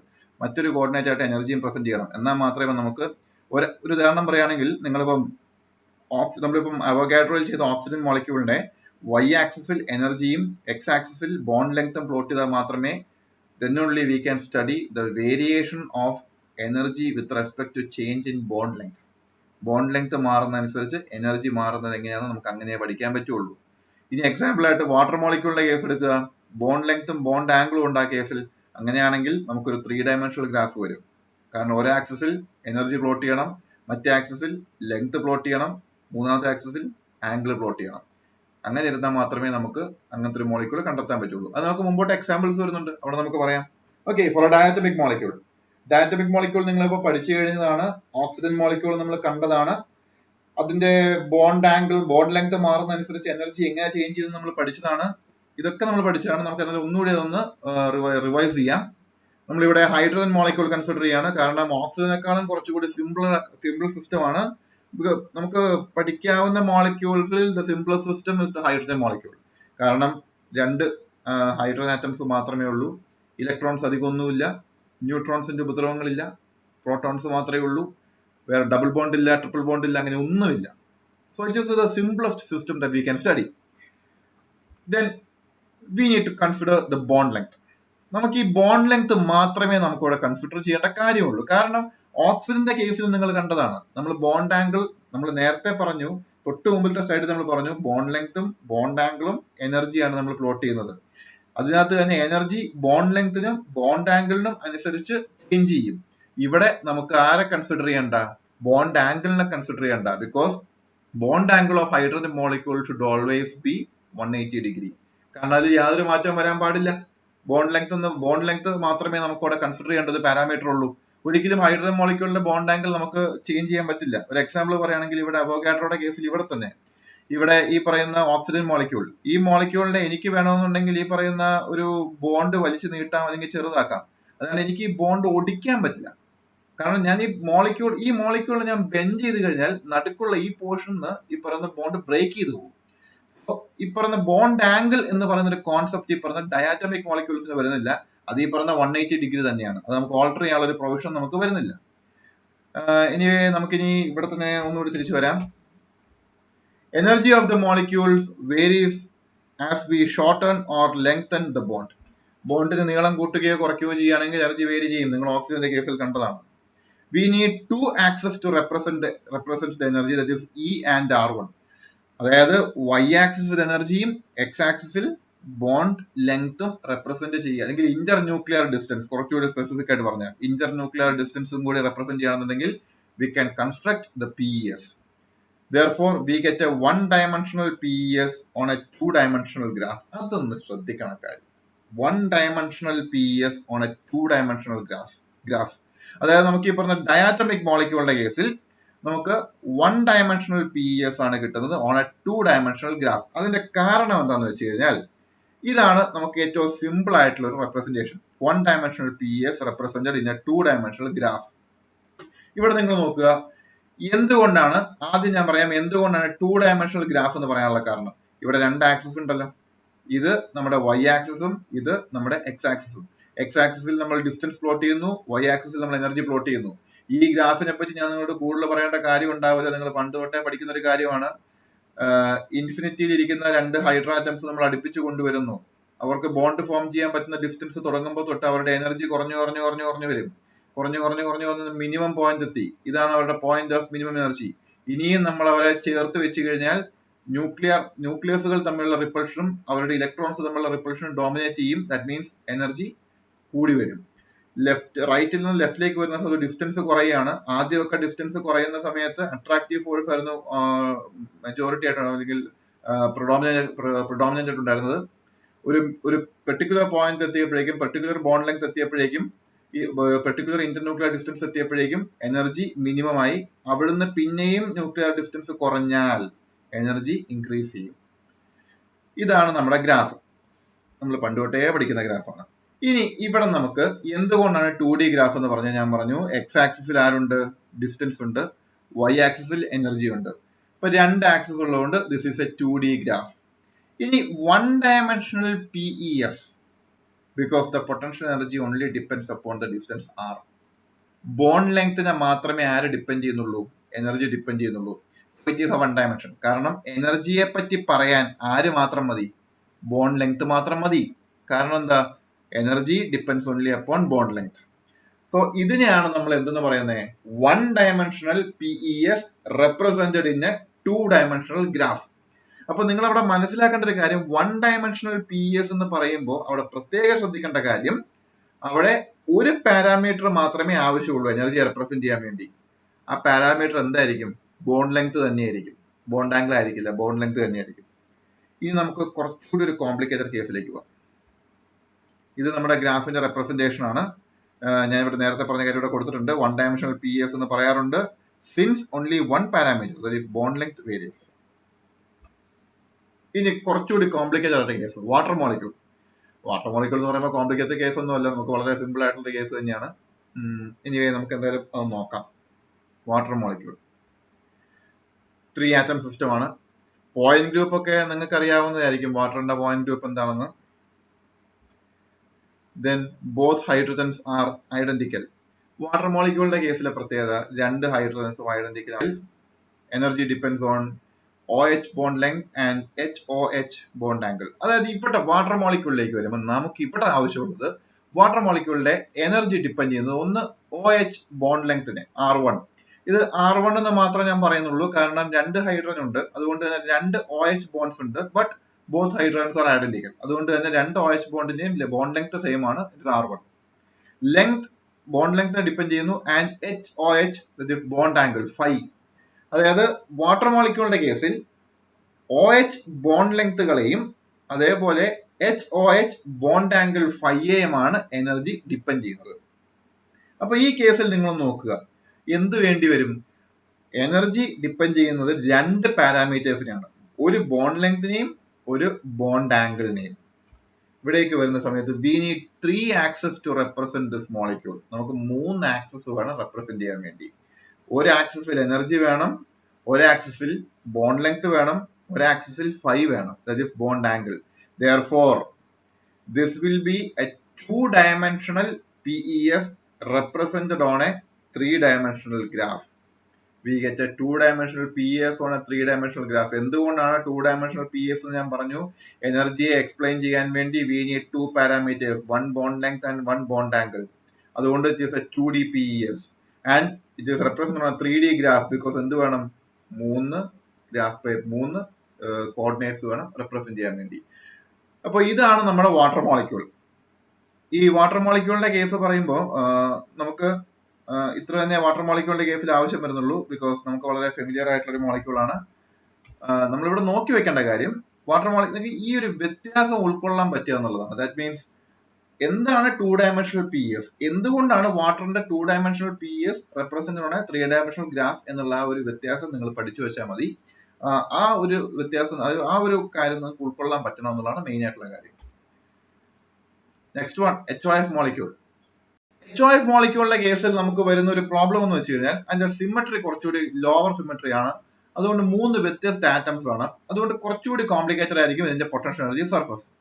ഈ ആസിഡിന്റെ നമുക്ക് നോക്കുന്ന സമയത്ത് ഇവിടെ 3 ജോമെട്രിക് പാരാമീറ്റേഴ്സ്, 3 ജോമെട്രിക് പാരാമീറ്റേഴ്സ് ആണ് യൂസ് ചെയ്യുന്നത്. OH ഉണ്ട്, OH ബോണ്ട് ലെങ്ത് ഉണ്ട്, OF ബോണ്ട് ലെങ്ത് ഉണ്ട്, HOF ബോണ്ട് ആംഗിൾ ഉണ്ട്. ഇങ്ങനെ 3 വ്യത്യസ്ത പാരാമീറ്റേഴ്സ് യൂസ് ചെയ്താൽ മാത്രമേ നമുക്ക് എന്ത് ചെയ്യാൻ പറ്റുള്ളൂ? HOFന്റെ പൊട്ടൻഷ്യൽ എനർജി സർഫസ് കൺസ്ട്രക്ട് ചെയ്യാൻ പറ്റുള്ളൂ.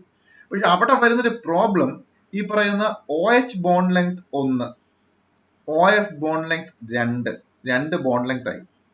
മൂന്നാമത്തായിട്ട് ആര് വന്നു? HOF ബോണ്ട് ആംഗിൾ വന്നു. അപ്പൊ 2 ബോണ്ട് ലെങ്ത് ഒരു ബോണ്ട് ആംഗിളും വന്നു. അപ്പൊ അങ്ങനെ വന്നപ്പോഴേക്കും നമുക്ക് 4 ആക്സിസ് വേണം റെപ്രസെന്റ് ചെയ്യാൻ വേണ്ടി. കാരണം എനർജി ഒരു ആക്സിസ് റെപ്രസെന്റ് ചെയ്യണം, രണ്ടാമത്തെ ആക്സിസിൽ നമുക്ക് ഫസ്റ്റ് ബോണ്ട് ലെങ്ത് റെപ്രസെന്റ് ചെയ്യണം, മൂന്നാമത്തത് നമുക്ക് എന്ത് ചെയ്യണം? സെക്കൻഡ് ബോണ്ട് ലെങ്ത് റെപ്രസെന്റ് ചെയ്യണം, നാലാമത്തേൽ നമുക്ക് ആരെ റെപ്രസെന്റ് ചെയ്യാൻ പറ്റുള്ളൂ? ഫൈയെ റെപ്രസെന്റ് ചെയ്യാൻ പറ്റുള്ളൂ, അതായത് ബോണ്ട് ആംഗിളിനെ. ഇതങ്ങനെ ഒറ്റയടിക്ക് നമുക്ക് വരയ്ക്കാൻ പറ്റില്ല. ഇത് വരയ്ക്കാൻ കുറച്ച് കോംപ്ലിക്കേഷൻസ്, നമുക്ക് വരയ്ക്കാൻ പറ്റുകയില്ല സാധാരണഗതിയിൽ. കാരണം HOF PES is a 3-dimensional PES in a 4-dimensional space or it is a hypersurface. അതായത് 4-dimensional സ്പേസിലുള്ള ഒരു 3-dimensional PES ആണ് HOF മോളിക്യൂളിന്റെ. ഈ മോളിക്യൂളിന്റെ കേസിൽ we define the equation E is equal to a function of R1 R2 phi as the PES of HOF. നമുക്കൊരു hyper surface ആയതുകൊണ്ട് നമ്മളൊരു equation E is equal to a function of R1 R2 phi എന്ന് പറഞ്ഞാണ് നമ്മളിവിടെ represent ചെയ്യുന്നത്. And note that here F is a function that describes how energy varies with these parameters and thus treat hyperstructure mathematically. നമുക്ക് direct ആയിട്ടൊരു graph വരയ്ക്കാൻ സാധിക്കാത്തതുകൊണ്ട് നമ്മൾ എനർജിയെ ഈ പറയുന്ന R1 R2 phi എന്ന് പറയുന്ന 3 പേരുടെ ഒരു ഫംഗ്ഷൻ ആയിട്ട് റെപ്രസെന്റ് ചെയ്തിട്ട് ആ ഫംഗ്ഷൻ വഴിയാണ് നമ്മൾ എന്ത് ചെയ്യുന്നത്? Variation of E with respect to these parameters and it is studied mathematically ആണ് നമ്മളിത് പഠിക്കുന്നത്. അപ്പോൾ HOF മോളിക്യൂളിന്റെ കേസിലേക്ക് പോകുമ്പോൾ ഒരു പ്രശ്നം ഇതാണ് നമ്മുടെ HOF മോളിക്യൂൾ. ചുവന്ന് കാണുന്നത് ഓക്സിജൻ ആണ്, ഇത് രണ്ടാമത്തെ മോളിക്യൂൾ ഫ്ലൂറിൻ ആണ്, മൂന്നാമത്തത് ഹൈഡ്രജൻ ആണ്. ഫ്ലൂറിന്റെയും ഹൈഡ്രജന്റെയും സൈസ് കണ്ടാൽ മനസ്സിലാക്കാം. ഇനി ഇവിടെ നോക്കിക്കേ നിങ്ങൾ, ഒരു ബോണ്ട് ആംഗിൾ ഉണ്ട്. ഈ 2 1 3 എന്ന് പറയുന്നത് ഇതൊരു ബോണ്ട് ആംഗിൾ ആണ്. ഈ ബോണ്ട് ആംഗിൾ മാറുന്നതനുസരിച്ച് എന്ത് ചെയ്യും? എനർജി ചേഞ്ച് ചെയ്യും. അത് കൂടാതെ ഇവിടുത്തെ ബോണ്ട് ലെങ്ത് നോക്കുക. ആറ്റം 1ഉം ആറ്റം 3യും ഓക്സിജനും ഹൈഡ്രജനും ആയിട്ടുള്ള ബോണ്ട് ലെങ്ത് താരതമ്യേന കുറവാണ്. 1ഉം 2ഉം ആയിട്ടുള്ള ബോണ്ട് ലെങ്ത് ആണെങ്കിൽ കുറച്ചുകൂടി കൂടുതലാണ്. ദാറ്റ് മീൻസ് ഇവിടെ 2 ബോണ്ട് ലെങ്ത് ഉണ്ട്. Consider this to be R1 and this to be R2. Water മോളിക്യൂളിന്റെ കേസിലും ഹൈഡ്രജന്റെ കേസിലും ഒക്കെ ഒറ്റ ബോണ്ട് ലെങ്ത് ഉണ്ടായിരുന്നുള്ളൂ. ഹൈഡ്രജൻ മോളിക്യൂളിനാകെ ഒറ്റ ബോണ്ടേ ഉള്ളൂ. വാട്ടർ മോളിക്യൂളിന്റെ കേസിൽ 2 ബോണ്ട് ഉണ്ടെങ്കിലും 2 ഐഡന്റിക്കൽ ആയിരുന്നു. ഇവിടെ 2 ഐഡന്റിക്കൽ അല്ല, രണ്ട് വ്യത്യസ്ത ബോണ്ട് ലെങ്ത്തുകളാണ്. അപ്പൊ അതുകൊണ്ട് തന്നെ ഈ പറഞ്ഞ ഹൈപ്പോഫ്ലൂറസ് ആസിഡ് പോലുള്ള HOF മോളിക്യൂൾ നമുക്ക് വന്നു കഴിഞ്ഞാൽ നമ്മൾ നേരിടുന്ന ഒരു പ്രശ്നമാണിത്. It can be only solve mathematically. കാരണം നമുക്ക് നേരിട്ട് നമുക്ക് എന്ത് ചെയ്യാൻ പറ്റില്ല, ഇത് ഒരു ഗ്രാഫായിട്ട് വരച്ച് നമുക്ക് PS കാണിക്കാൻ പറ്റില്ല. ഓക്കെ, അപ്പൊ അത്രയാണ് നമുക്ക് ഈ പറയുന്ന PESകളെ പറ്റി, പൊട്ടൻഷ്യൽ എനർജി സർഫസുകളെ പറ്റി എനിക്ക് പറയാനുള്ളത്. പൊട്ടൻഷ്യൽ എനർജി സർഫസിനെ പറ്റി പറയുമ്പോൾ കുറച്ച് കാര്യങ്ങൾ ഞാൻ ഇവിടെ പറഞ്ഞിരുന്നു. ഒരുപാട് അത്യാവശ്യം ഡീറ്റെയിൽ ആയിട്ട് ഇത് പറഞ്ഞിട്ടുണ്ട്. നമുക്ക് മോളിക്കുലർ സ്ട്രക്ചേഴ്സ് കാണിച്ച് പറഞ്ഞിട്ടുണ്ട്.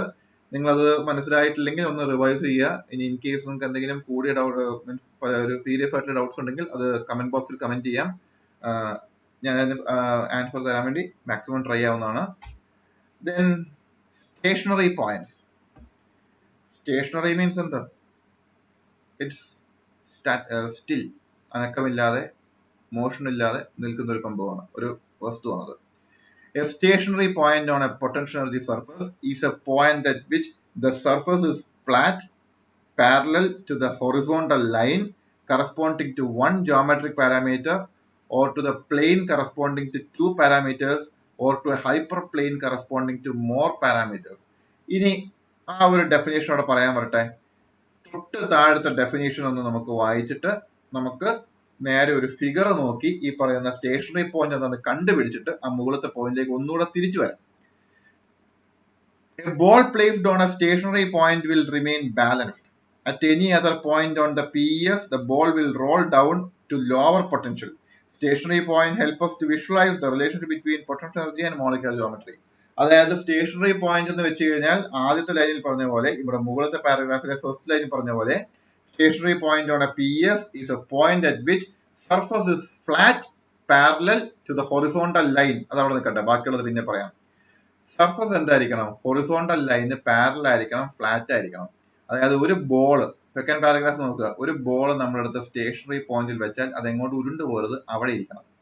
നമുക്ക് ഒന്ന് നമ്മുടെ മുമ്പിലത്തെ ഒരു ഡയഗ്രാമിലേക്ക് പോവാം. ഇവിടെ നിങ്ങൾ നോക്കുക, ഇതൊരു 1 ഡയമെൻഷണൽ PES ആണ്. നമ്മൾ നേരത്തെ പറഞ്ഞ ഹൈഡ്രജൻ മോളിക്യൂളിന്റെ ഏറ്റവും സിമ്പിൾ ആയിട്ട് നിങ്ങൾക്ക് പറഞ്ഞ് മനസ്സിലാക്കി തരാൻ പറ്റിയ ഒരു ഫിഗർ ഇതാണ്. ഇവിടെ നിങ്ങൾ നോക്കുക, ഇതാണ് നമ്മുടെ PES. This is the stationary point. ഈ പോയിന്റ് ആണ് സ്റ്റേഷനറി പോയിന്റ്. നിങ്ങൾ നോക്കിക്കേ, ഈ ഒരു പോയിന്റിലല്ലാതെ ഈ ഒരു ഫിഗറിന്റെ മുകളിൽ നിങ്ങൾ ഒരു ബോൾ നിങ്ങൾ എവിടെ വെച്ചാലും ആ ബോൾ എന്ത് ചെയ്യും? താഴേക്ക് ഉരുണ്ടു വന്ന് ഈ പോയിന്റിൽ തന്നെ റെസ്റ്റ് ചെയ്യും. This is the stationary point and this point is flat and parallel to the x-axis or the axis. നമ്മുടെ ഈ പറയുന്ന geometric പാരാമീറ്ററിന്റെ ആക്സിസിന് പാരലൽ ആയിട്ടാണ് ഈ പറയുന്ന പോയിന്റ് കിടക്കുന്നത്.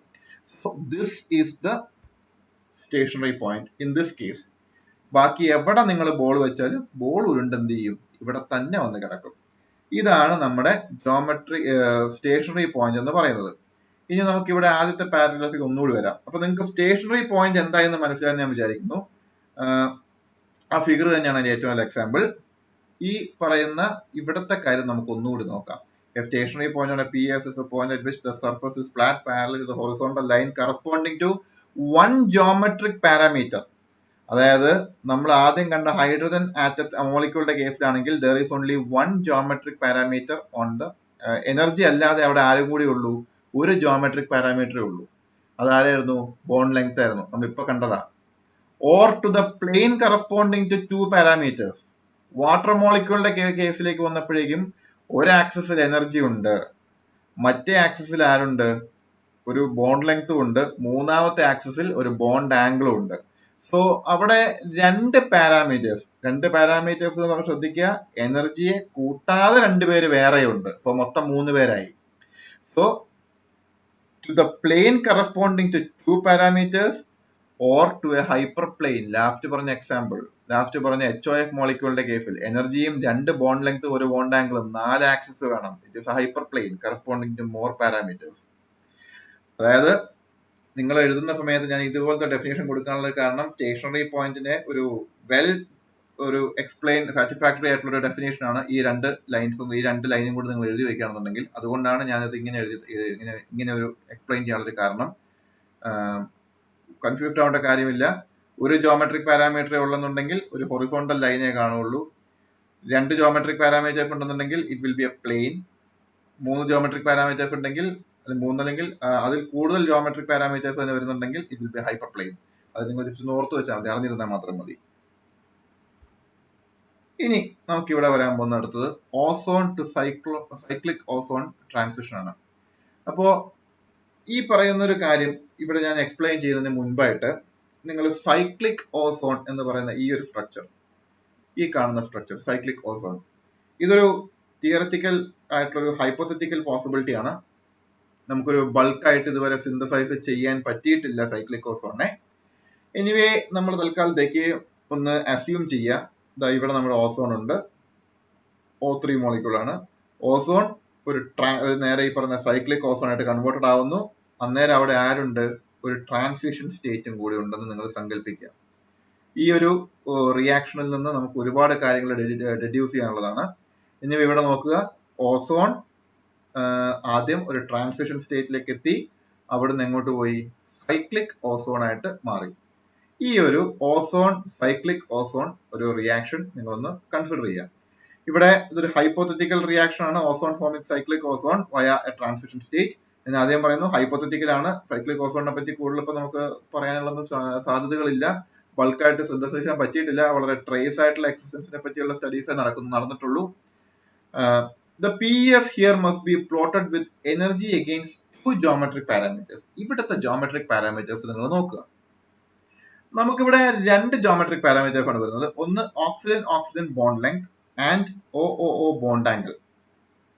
Considering both OO bond lengths are the same. ഇങ്ങനെ കൺസിഡർ ചെയ്തിട്ടില്ലെങ്കിൽ ഒരു കുഴപ്പമെന്ന് വെച്ചാൽ ഇവിടെ നിങ്ങൾക്ക് നോക്കിയാൽ കാണാം, ഒരെണ്ണം സിംഗിൾ ബോണ്ടും മറ്റേത് ഡബിൾ ബോണ്ടും ആണ്. നമുക്ക് വേണമെങ്കിൽ 2 വ്യത്യസ്ത ബോണ്ട് ആംഗിൾ എന്ന് നമുക്ക് വേണമെങ്കിൽ ബോണ്ട് ലെങ്ത് നമുക്ക് വേണമെങ്കിൽ പറയാം. പക്ഷെ അങ്ങനെ നമ്മൾ കൺസിഡർ ചെയ്യുമ്പോൾ കുഴപ്പം, ഇതൊരു ഹൈപ്പർ പ്ലെയിൻ ആയിട്ട് മാറും. ഇപ്പൊ തന്നെ നമുക്ക് ഈ പറയുന്ന energy against 2 geometric parameter plot ചെയ്യുന്നുണ്ട്. ഒന്ന് ഓക്സിജൻ ബോണ്ട് ലെങ്ത്തും പിന്നെ OOO ബോണ്ട് ആംഗിളും.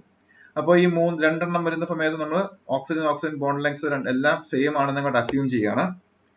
ഇനി നമുക്ക് ഇതിന്റെ അടുത്ത സ്റ്റെപ്പിലേക്ക് ഒന്ന് പോകാം. ഇപ്പൊ ഈ റിയാക്ഷൻ ഒന്ന് ഓർത്ത് വെക്കുക. ഓസോൺ നേരെ ട്രാൻസിഷൻ സ്റ്റേറ്റ് ആയി, അവിടുന്ന് സൈക്ലിക് ഓസോൺ ആയി. ഇതാണ് നമ്മുടെ ഒരു potential energy surface. Potential energy surface നമ്മൾ എടുക്കുന്ന സമയത്ത് ഇവിടെ A എന്നും B എന്നും ഞാൻ മാർക്ക് ചെയ്തിട്ടുണ്ട്. A എന്ന് മാർക്ക് ചെയ്തിരിക്കുന്ന ഓസോണിനെയാണ്, B എന്ന് മാർക്ക് ചെയ്തിരിക്കുന്നത് സൈക്ലിക് ഓസോണിനെയാണ്. അപ്പൊ ഇവിടെ നമ്മൾ നോക്കുമ്പോൾ ഇൻട്രിൻസിക് റിയാക്ഷൻ കോർഡിനേറ്റ് എന്നുള്ള ഒരു ടേം കൂടെ കിടപ്പുണ്ട്. അതോർത്ത് പേടിക്കണ്ട, നമ്മൾ അടുത്ത സ്ലൈഡിൽ പറയുന്നുണ്ട്. അങ്ങനെയുള്ള കുറച്ച് ടേംസ് പറയാൻ വേണ്ടിയാണ് ഞാനിപ്പോ ഇവിടെ ഈ ഒരു എക്സാമ്പിൾ ആയിട്ട് പ്രസന്റ് ചെയ്തിരിക്കുന്നത്. ഇവിടെ Y ആക്സിസിൽ എനർജിയാണ് പ്ലോട്ട് ചെയ്തിരിക്കുന്നത്. ഇവിടെ നിങ്ങൾക്ക് നോക്കിയാൽ കാണാം, ഈ ഓസോണിന്റെയും സൈക്ലിക് ഓസോണിന്റെയും എനർജി ഓൾമോസ്റ്റ് സിമിലർ ആണ്. ട്രാൻസിഷൻ സ്റ്റേറ്റ് എനർജി പക്ഷെ കൂടുതലാണ്. അത് ഡെഫിനറ്റ്ലി ഇവർ രണ്ടുപേരെക്കാളും കൂടുതലാണ്. ഇനി ഓസോണിന്റെയും സൈക്ലിക് ഓസോണിന്റെയും കേസ് എടുത്താൽ ഇവരുടെ രണ്ടുപേരുടെ എനർജി നമ്മൾ കൺസിഡർ ചെയ്യുമ്പോൾ ഒരല്പം എനർജി കുറവുള്ളത് ഓസോണിനാണ്. സൈക്ലിക് ഓസോണിന് കുറച്ചുകൂടി എനർജി കൂടുതലുണ്ട്. ഇത്രയെങ്കിലും കുറവുള്ളത് ഓസോണിനാണ്. അപ്പൊ ഈ ഒരു സ്റ്റേറ്റ് നിങ്ങൾ ഓർത്ത് വെക്കാം. ഇനി നമുക്കിവിടെ കുറച്ച് ടേംസ് നമുക്ക് പഠിക്കാനുണ്ട്. Exploring the graph. നമ്മൾ ഈ പറയുന്ന PES, ഈ പൊട്ടൻഷ്യൽ എനർജി സർഫസ് നമ്മളൊന്ന് എക്സ്പ്ലോർ ചെയ്യാൻ പോവാണ്. Number 1, stationary point corresponds to actual molecules with finite lifetime like ozone, cyclic ozone, etc. are minima or energy minima, each occupying the lowest energy point in its region of the PES, and a small change in geometry increases the energy. ആദ്യം നമുക്ക് ഈ പറയുന്ന graph ഒന്നുകൂടി നോക്കാം. ഇവിടെ stationery States നിങ്ങൾ നോക്കുക. Stationery state എന്ന് പറയുമ്പോൾ നിങ്ങൾ നേരത്തെ ആ ബോളിന്റെ എക്സാമ്പിൾ ഓർത്താൽ മതി. ഒരു ബോൾ നമ്മൾ ഈ ഓസോണിൽ ഇവിടെ കൊണ്ടുവച്ചാൽ ഇവിടെ നിൽക്കും, അങ്ങോട്ടും ഇങ്ങോട്ടും പോകില്ല. സൈക്ലിക് ഓസോണിൽ ഇവിടെ കൊണ്ടുവച്ചാൽ എന്ത് ചെയ്യും? ബോൾ അവിടെ തന്നെ നിൽക്കും. ഇവിടെയോ? ഇവിടെ കൊണ്ടുവച്ചാൽ ബോൾ ഒന്നുകിൽ ഇങ്ങോട്ട് ഉരുണ്ടുപോകും അല്ലെങ്കിൽ ഇങ്ങോട്ട് ഉരുണ്ടുപോകും. That means ozone and cyclic ozone are stationary points. അത് ആദ്യം നമ്മൾ മനസ്സിലാക്കി വെക്കുക. Ozone is a global minimum since it is the lowest point on the potential energy surface. Whereas cyclic ozone is a relative minimum, a minimum compared to only nearby points. അവിടേക്ക് ഒന്നുകൂടി തിരിച്ചു വരാം. Stationary points ആണ് ഓസോണും cyclic ഓസോണും. Transition state stationary point അല്ല. Ozone is the global minimum, whereas cyclic ozone is the local minimum. എന്ന് പറയാൻ കാരണം ഈ കാണുന്ന പൊട്ടൻഷ്യൽ എനർജി സർഫസിൽ, ഈ കാണുന്ന PES-ൽ ഏറ്റവും എനർജി കുറഞ്ഞ സ്ഥലമാണ് എന്ത്? ഓസോണിന്റെ ഈ point. So it is the global minimum. Global എന്ന് പറയുമ്പോൾ എന്താ? എല്ലായിടത്തും അല്ലെങ്കിൽ ലോകത്തെ മുഴുവൻ ആ ഒരു മീനിങ്ങിലാണ് പറയുന്നത്. അതായത് ഈ പറയുന്ന PES ആവുന്ന ലോകത്തിലെ ഏറ്റവും മിനിമം പോയിന്റ് ആണ് എന്ത്? ഈ കാണുന്ന ഈ point. This is the global minimum. Ozone is the global minimum. ഇനി ഈ പറഞ്ഞ സൈക്ലിക് ഓസോണിന്റെ കേസ്, ഇയാളൊരു മാക്സിമം അല്ല, ഇയാളൊരു മിനിമം ആണ്. പക്ഷെ ഓസോണിന്റെ അത്രയും മിനിമം അല്ല എന്നേ ഉള്ളൂ. So this is a local minimum. കാരണം considering the nearest point, that is this transition state, this is a minimum. ഇത് ഒരു മിനിമം ആണ്. But entire potential energy surface consider ചെയ്യുമ്പോൾ എന്തുണ്ട്? ഇയാളെക്കാളും എനർജി കുറഞ്ഞ ആൾ ഇവിടെ കിടപ്പുണ്ട്. അന്നേരം ഇയാൾ മിനിമം അല്ല. So A point which is a minimum consider corresponding to the nearby states and which is not the least point, then it is called cyclic, it is called local minimum. അതായത് നമ്മുടെ തൊട്ടടുത്തുള്ള ഒരു transition, തൊട്ടടുത്തുള്ള സ്റ്റേറ്റുമായിട്ട് consider ചെയ്യുന്ന സമയത്ത് കുറവ് എനർജിയും, പക്ഷെ ആ PES-ൽ മൊത്തത്തിൽ എനർജി കുറഞ്ഞ ആളും അല്ല എന്നുണ്ടെങ്കിൽ അയാൾ നമ്മൾ ലോക്കൽ മിനിമം എന്ന് പറയും. ഇവിടെ ozone is the global minimum since it is the lowest point on the PES and cyclic ozone is the relative minimum. അപ്പോൾ നമ്മളോട് എന്തെങ്കിലും കാണുക വെച്ചാൽ differentiate between global minimum and relative minimum, അല്ലെങ്കിൽ global minimum and local minimum എന്ന് ചോദിക്കുകയാണെന്നുണ്ടെങ്കിൽ അവിടെ നമ്മൾ പറയേണ്ട ആൻസർ ഇതാണ്. Global minimum means it is the lowest point on the PES. ആ എൻറ്റയർ PES-ലെ ലോവസ്റ്റ് പോയിന്റ് ആണ് global minimum. Whereas relative minimum is a minimum compared to only nearby points. തൊട്ടടുത്തുള്ള പോയിന്റ്സുമായിട്ട് കൺസിഡർ ചെയ്യുമ്പോൾ മാത്രമേ എന്തുള്ളൂ? അതൊരു മിനിമം ആവുന്നുള്ളൂ. ഇനി IRC, intrinsic reaction coordinate. The lowest energy pathway linking two minima is called intrinsic reaction coordinate. It is the path followed by the molecule in going from one minimum to another. ആ ഒരു point, ഈ ഒരു point നമ്മൾ ഓർത്ത് വെക്കേണ്ട point ആണ്. Intrinsic reaction coordinate എന്താണെന്ന് അറിയാൻ, അല്ലെങ്കിൽ എന്താണെന്ന് അറിഞ്ഞിരിക്കണം എന്നുണ്ടെങ്കിൽ ഈ ഒരു ഡെഫിനേഷൻ ഓർത്ത് വെക്കുക. It is the lowest energy pathway linking two minimas. ഒരു ഉദാഹരണം ഞാൻ പറയുകയാണെങ്കിൽ ഇവിടേക്ക് നമുക്ക് ഓസോണിന്റെ കേസിലേക്ക് വീണ്ടും വരാം.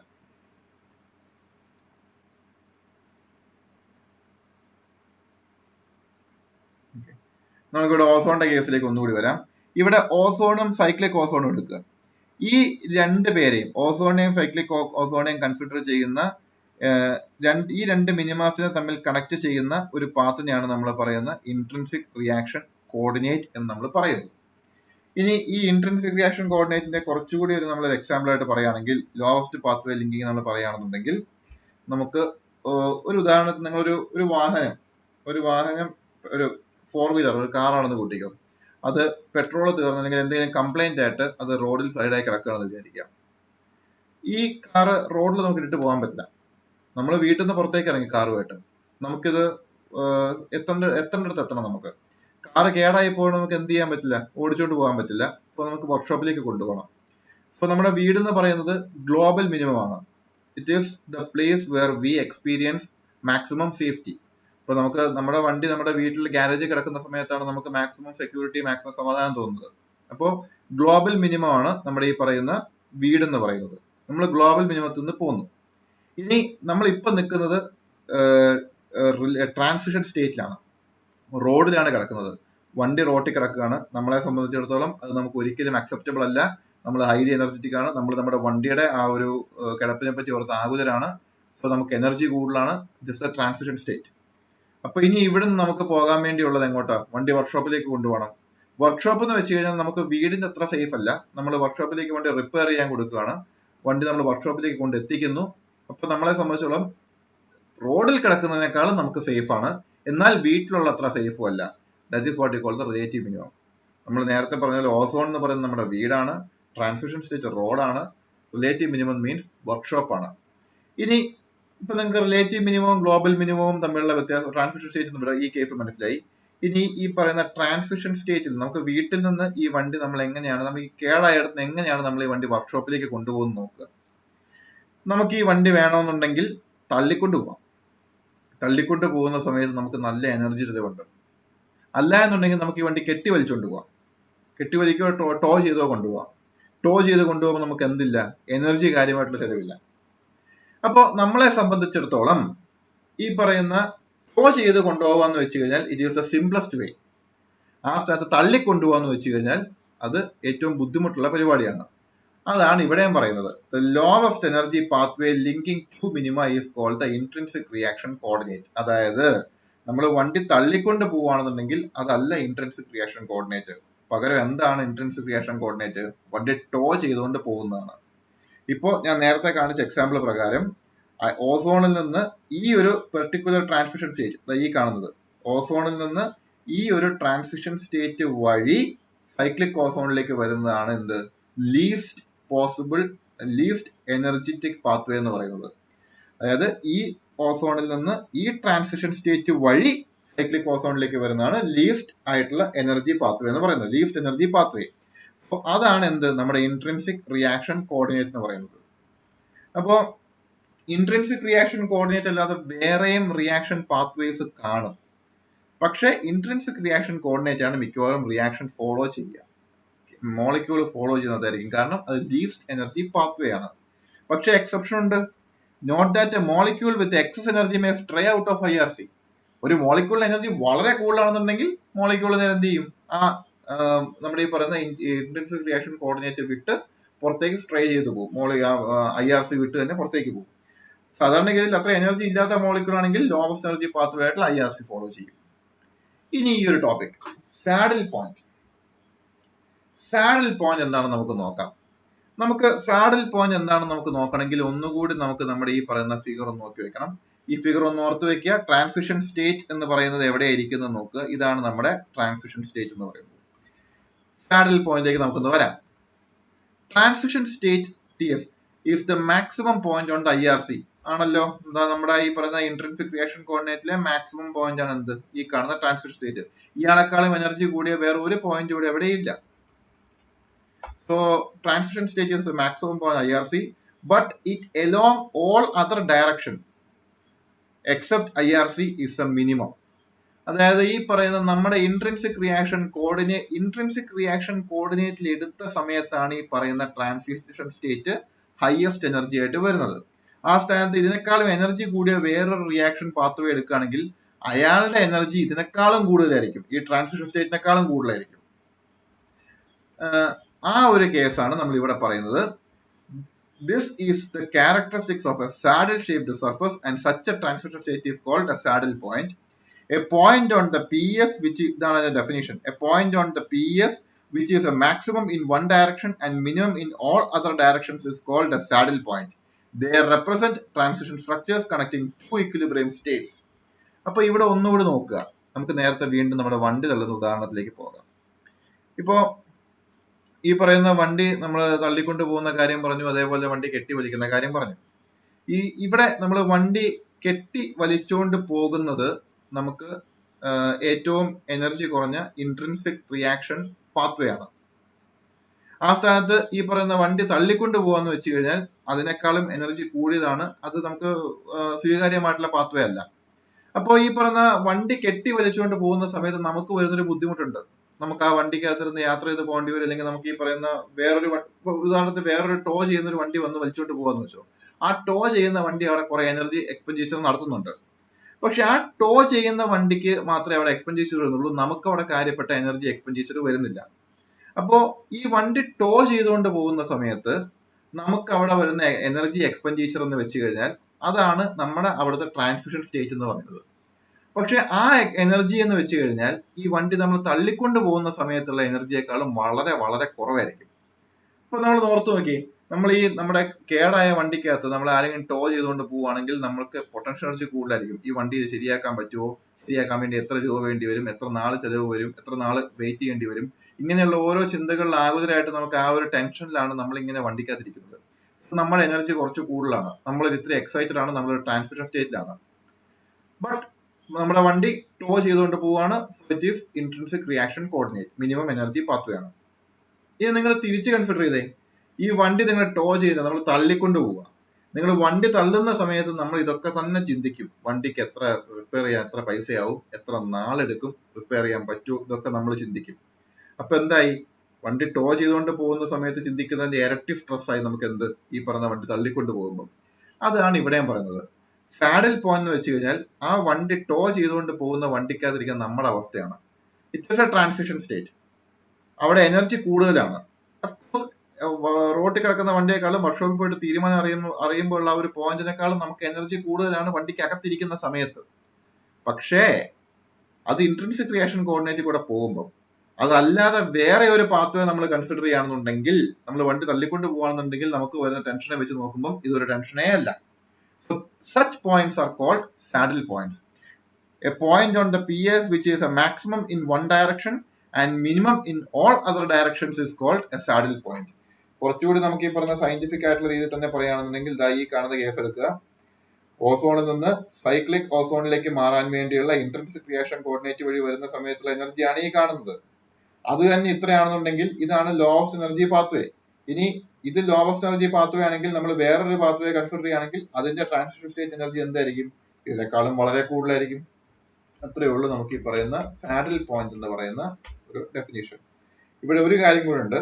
Both minima and saddle points are stationary points.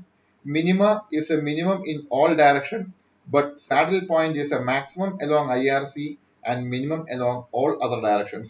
അത് നിങ്ങളൊന്ന് പഠിച്ചു വെക്കണം. മിനിമയും സാഡിൽ പോയിന്റും രണ്ടും സ്റ്റേഷനറി പോയിന്റ്സ് ആണ്. Minima is a minimum in all directions, but saddle point is a maximum along IRC and minimum along all other directions. So അത്രയാണ് നമ്മുടെ computational കെമിസ്ട്രിയിലെ unit 4.1 വരുന്നത്. ഇനിയിപ്പം അടുത്ത ക്ലാസ്സിലേക്ക് നമുക്ക് വരുന്നത് അബിനീഷ്യോ മെത്തേഡ്സ് ആണ്. അബിനീഷ്യോ മെത്തേഡ്സിനെ പറ്റി നമുക്ക് കുറച്ച് ഡീറ്റെയിൽ ആയിട്ട് എടുക്കാനുണ്ടാവും. ഇപ്പോ ഞാനിത് അത്യാവശ്യം ഡീറ്റെയിൽഡ് ആയിട്ടാണ് ഇവിടെ കാര്യങ്ങൾ പറഞ്ഞതെന്ന് പ്രതീക്ഷിക്കുന്നു. And I hope it will be not a big deal for you. Maximum നിങ്ങൾക്ക് മനസ്സിലാക്കാൻ പറ്റുന്നത്ര വീഡിയോ കണ്ട് മനസ്സിലാക്കുക. And you can refer to other videos or journals or books or anything like that. And for more videos please subscribe to my channel. So for today I'm stopping here. അടുത്ത video ആയിട്ട് ഉടനെ കാണാം. Till then, goodbye.